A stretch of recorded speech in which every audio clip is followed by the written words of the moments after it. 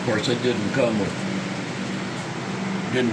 the headers or the carburetor or any of the good stuff. It did have the distributor in it.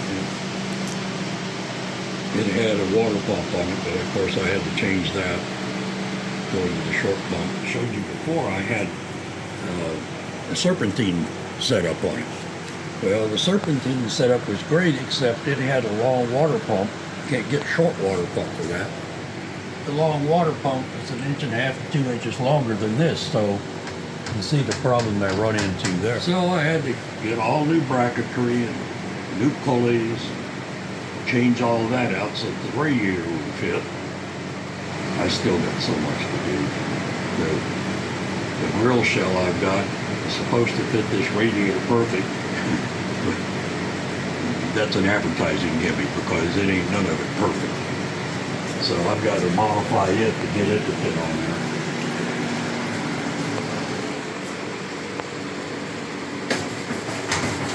Supposed to just slip on and bolt up. The problem is, when they put this radiator together, the front corners come out so far, if they hit this, then it doesn't want to go all the way up on there, because it doesn't want to come down where I can bolt it. So I'm not sure what I'm going to have to do with that. I may just have to raise the whole thing and put extensions in here. But that's another problem. And there's my little spreader bar down there. I got a place now for my blinkers to go. And of course it was only available for 32 Ford, which has 1.5 to 2 inches of narrower frame horns in the front. So I had to build up the pockets inside the framework there to be able to bolt that up to. That took me all day. Just one thing after another.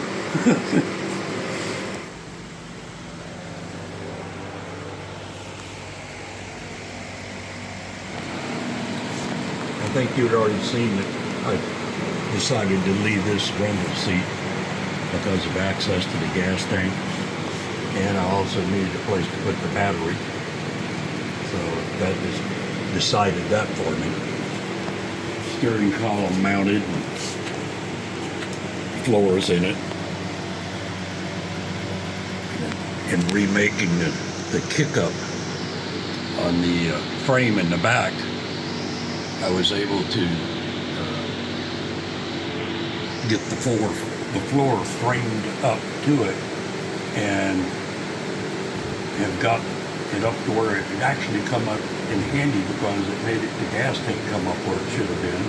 And I was able to finish all the plumbing, the fuel lines and brake lines. Got all that done, but I still have to bleed the whole system. They're money pits, big time money pits. But it's going to be so cool when it's done. So I guess I can chalk it up to being a hell of an education.